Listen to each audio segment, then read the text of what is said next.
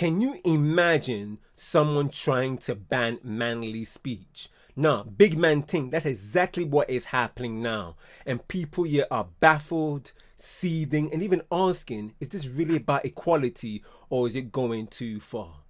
Anyways, I don't want to talk too much right now. Let's go and break this down, fam.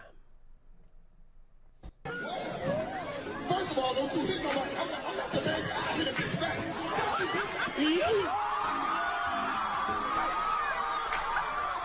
One of the smallest things that I have noticed that irritates me to hell regarding men. And what are we complaining about today about men? Just for the sake of complaining. Is the way that men will call each other brother at any given chance, but you will never hear them calling a woman sister. Some women are just nitpicking now. And I believe that this is so frustrating. Only for those that are jealous. The brotherhood of being a man is so alive and well. This idea of protecting each other, caring for each other, finding friendship in each other, even with strangers. They just have to like mildly smile at each other and they'll be like, hey brother, how you doing? So, what's wrong with that? I've never heard a man say anything that welcoming to a woman. Of course. For some, it always comes back to, how can I feel slighted today? Women are seen as inherently sexual objects. Thus, such terms would not go hand in hand, for obvious reasons. Some will really go to almost any length to try to victimize themselves in some way, just so they can avoid being responsible for the words that come out of their mouth. There will always be an in-crowd for them to be a part of that women will never be able to be a part of. And I'm not saying it is all down to the term brother, but it is a very small indication of that. That sounded like it was coming from a place of jealousy. So instead of trying to tear down men for the closeness that many of them have with each other, why doesn't a person try to promote the closeness of women so that a person can feel like they're part of a community that someone obviously is? I find it interesting when some women just say that they don't like men, you know, calling each other brother. From a mature perspective, that word often comes as representing of unity, loyalty, mutual respect, not inclusion or immaturity. Strong men building bonds with other men is healthy.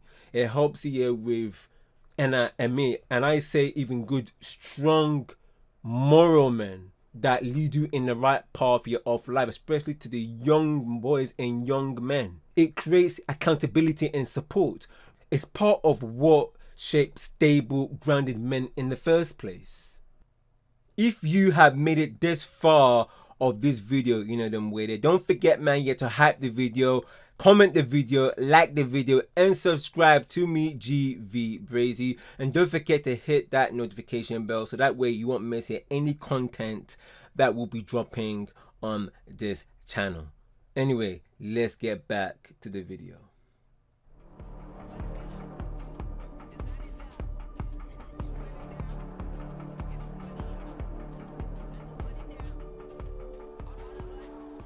Wow. Thought she could put her hands on corn-fed bread without retaliation, and she thought absolutely wrong. Oh, fam. Oh no. Oh! What the? Oh. Is it normal when you go on a good date She almost and the crashed guy that is car, really you know, nice, like that, to assume that because he's nice, he's gay? What? That would be this box right here. This is my relationship chart zones. I simplified this entire area here down to this, so now you have no excuse, you have to get it. What she's saying is when she goes on a date with a guy who has a lot of nice, it doesn't do anything for her. It feels gay. And when she goes on a date with a guy who has a lot of attractive, then it doesn't feel gay. So a lot of guys do these nice things instead of being these attractive things because society told us just be nice, just be yourself. But it doesn't work. Nobody owes you for that. The way that zones works is that these things make her feel attracted to you, and these things make her feel safe with you. So very, very safe, but not very attractive, feels gay. Anyways, you lot know my thinking about dating, you know, like that, but I just don't get it, blood. Like, fam, what has the dating scene comes to? Dating, blood. when simple kindness is mistaken for someone being gay. It's astonishing, yeah, how some people can't see respect, attentiveness, and decency for what they are. Being a gentleman isn't a threat or a signal here of orientation, it's basic character. The fact that someone even made a chart to explain this shows you how twisted perception have become. Honestly, this world sometimes confuses manners with motives, blood, and it's I tell you something for free, it's an absolute shame, blood, that respect is now being misread. Let's go. Get in the car. Let's go. Get your stuff. Let's go. Let's go. Let's go, man. Hey, you can't be out here. Hey, can't be out here. Get in the car. You can't be out here. Whoa, is Get that in the car. Get that's in an the car. airstrip? Get in the car. That's an airstrip, blood. Hey, get No, in the you car. can't be there. Oh my days. What is she doing, fam?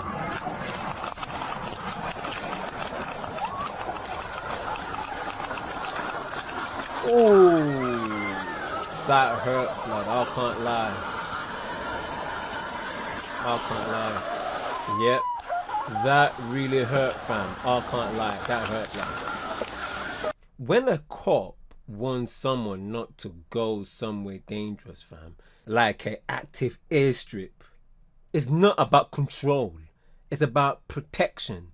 Ignoring that advice and putting yourself at risk here shows the lack of judgment. As much as we value respect and safety, sometimes a firm response is necessary to prevent harm. In that moment, a little push wasn't about malice. It was about consequences meeting recklessness.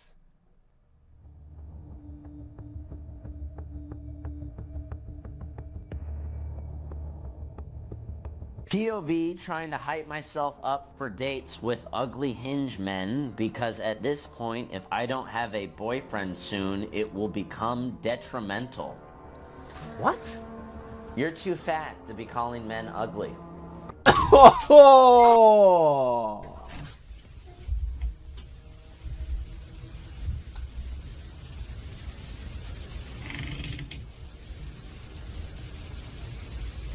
Fam, is this a staring contest or are you about to sort this out?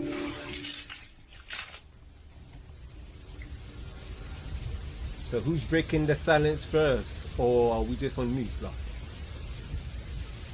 Yeah, stuff in the washer. Sorry. Finally.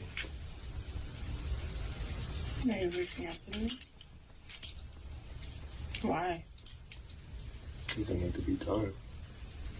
Why?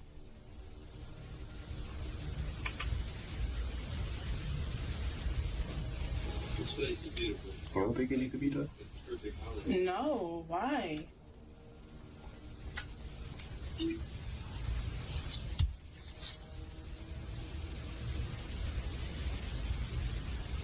Why?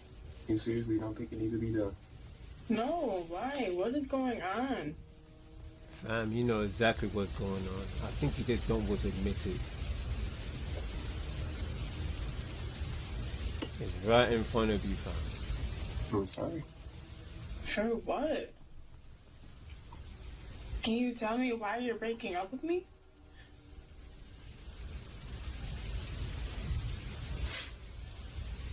What about context, but still she won't even understand. Women have turned the gym into girls going wild. Outfits so tight, backs out, and pants pulled so far up that it couldn't be comfortable. That's not gym wear, that's audition tape material. I was just at the gym and a woman was doing cable pull-throughs, bent over, and every guy purposely avoiding looking because now if you take a glance and you're considered a creep on TikTok. This isn't about fitness anymore. It's attention, validation, and it's ego. And the second they get that attention, they flip it and call the guy a creep. And men shouldn't have to feel like they're on ice in the gym because somebody wore a provocative outfit. Am I right? Do you think I'm wrong? Leave it. It's wild how history twists things we have taken for granted. We started as practical swimwear or athletic gear designed for movement, testing, and performance, has over time become more about fashion and appearance. Take the bikini for example. It is named after a nuclear test and meant here to shock the world, not just to turn heads here at the beach or even at the gym. It shows how culture shifts and trends that can completely change the purpose of something originally practical. It's very simple, blood. Men will notice because it's natural, and calling them creep doesn't change biology. If women choose to wear revealing or tight clothing at the gym, they can't be surprised when attention comes, blood, like that. Whenever welcome or not. Respect goes both ways. Men control their reaction, women control what they put out. And everyone understands boundaries. It's not complicated and it's not that deep. It's common sense. Now, I understand to a point where women don't want to be looked at as sexual objects. That's totally understandable. They just want to just live their life and them and there. And the thing about it is that you can't stop men being men, because out of our own biology, that's what attracts us. It's the woman's body. It's their beautiful, gorgeous features, their face. But you can't stop men being men, like that. And women, unfortunately, you have to control what you put on. Like I said before in the previous video for a minute about too much flesh. What do you think is going to happen when a man see that? That's what I don't get. And the thing about it is that, I'll say this, we have to respect both men and women, because when they grow up into a certain environment and they were not being able to express themselves and relate the right way, they express outwardly to connect with people. And the most damaging thing about it is that certain men see women like that, like as if they're trying to, or like they're trying to get their attention, or that they like that particular man. But actually, she's just being herself, and she's just trying to relate to you, not trying to get you here to be her boyfriend or her man. She's just trying to relate. She's not trying you to get you here to be that. She's just trying to relate.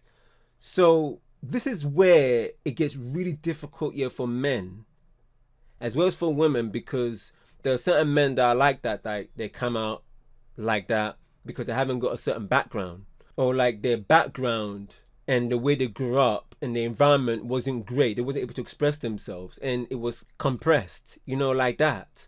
And it comes out the way it is. So men and women, we really have to kind of watch out. Really do watch out, blood, because if we don't, we're in trouble. And this is where certain women who have brains, when they go through that, they're going to end up saying that I can't be around men, because certain men think that I'm trying to become his girlfriend, but I'm not. I'm just trying to be myself. I'm not trying to be that.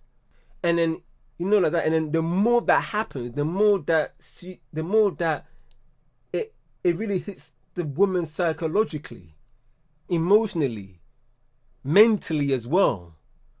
So it is very difficult in that regard, and this is where that there are certain people that don't trust people, because like certain people misread the way people are, and that's the way they are, but yet they misread people. And of course it's life, but at the same time we really have to watch it. And this is a very difficult topic, like that.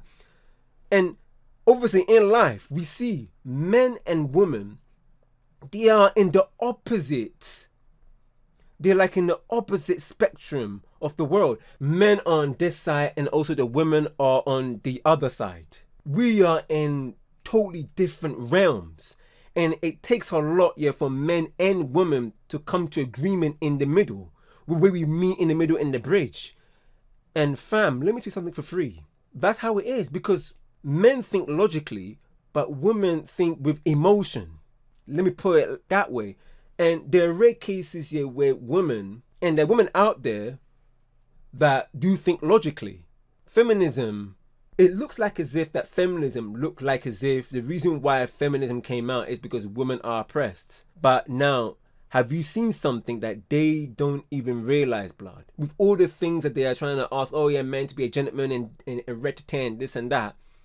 Have you seen that actually they're doing the exact same thing that they were before? or what they thought they were before.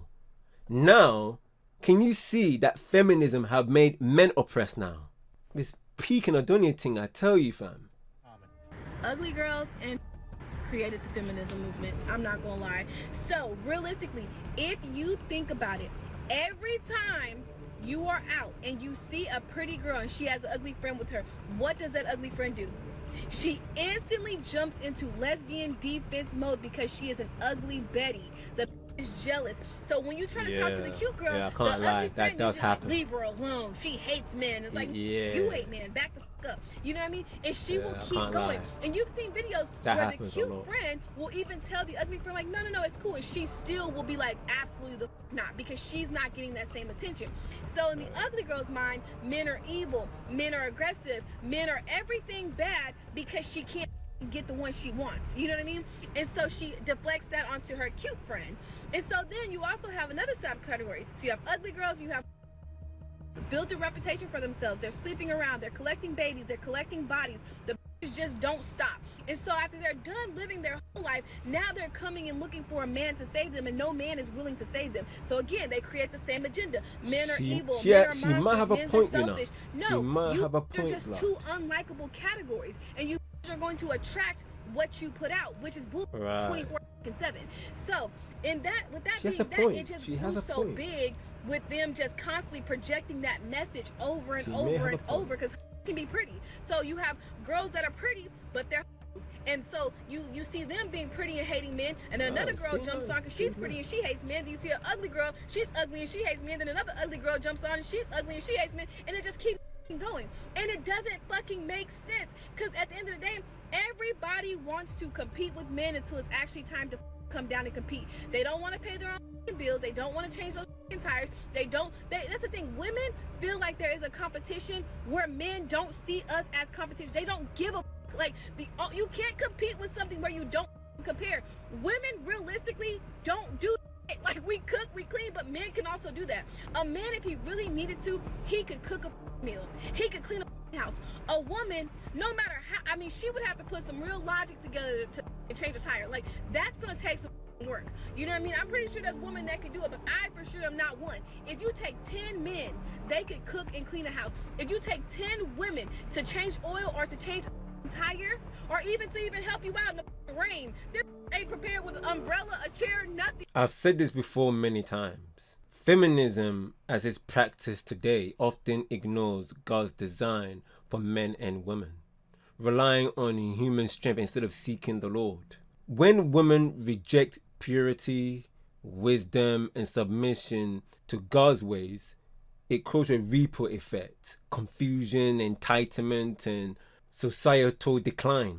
There's truth in the observation that sometimes those who lack guidance or value protection becomes frustrated when men don't rescue them, or when attention goes to women who have preserved their worth. Even the Bible shows that a woman's true value is found in the holiness and godly character. Charm is deceitful and beauty is vain, but a woman who fears the Lord is to be praised. And do you know that your bodies are temples of the Holy Spirit? Therefore, honor God with your bodies. When we live by God's life and respecting ourselves and His design, we protect our hearts, our fertility, our purity, and our place in society, rather than blaming men for refusing what is rightly not theirs to give. Whatever your name is, niangalie vizuri. Can you maintain me? What? Can you maintain me? You know my type. Oh. I don't even wish to be a type. Oh. Oh. Oh. And lean over that. Can you hold it right here? Like, I don't understand what... No, all the weight is going to be pushing that way. So where do I need to stand? How where I had you? I can't lean across that. No. Which way were you going to fall? Forward. Oh, I thought I was pushing you backwards. No! I don't understand what we're trying to do. We're trying to hold this up. Right. This always happens. And then do what with it? And then we're going to put one of those posts in and brace it. I mean, I guess I'll try. I don't... It's a peak. It's a peak in a donut. So you need to hold it like right here. Yeah. Why can't it just go all the way down on the ground? Oh no, this could turn out to be nasty. See what I'm saying? Yeah, I'm just not, I don't want to fall over this because I'm holding this, is what I'm saying. Wait, move. You're not gonna fall, blood. I think this a man needs to do this. That's a small ladder there. Good. Oh, it's kind of a spot. Peyton, move. Get out. Get in you there. have it? Yeah, I gotta hold it. Okay, because I don't. Can I let go? Yeah.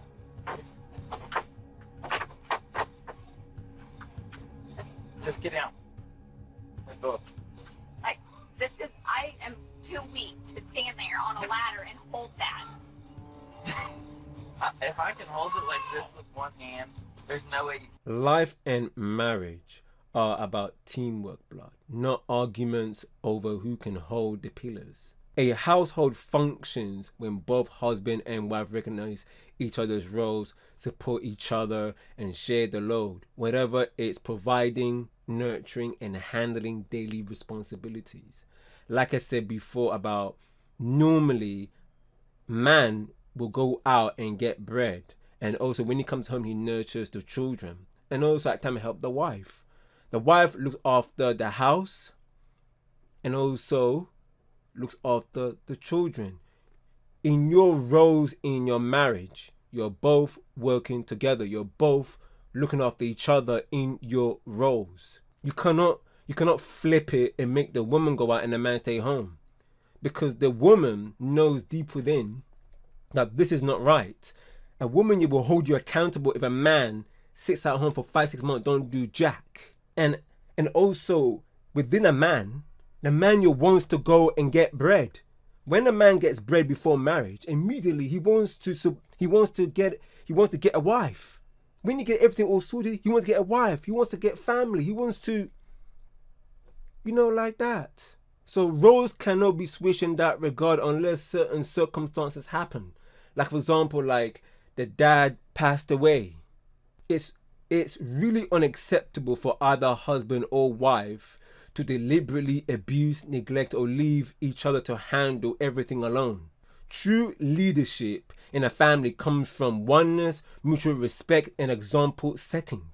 When parents work together and value each other, they create a stable home and become mentors, role models, and patterns that their children actually need. This is why we really need the Lord, because the Lord, in his life, there was oneness. Now, if you join him, you express oneness. And then your whole family become one if all of you enjoy the Lord. And this happens here all the time, blood, where families, husband and wife are not one. What is the point here of saying those vows? What is the point here of relationship with man and woman? What's the point of it? We really need the Lord so much, fam.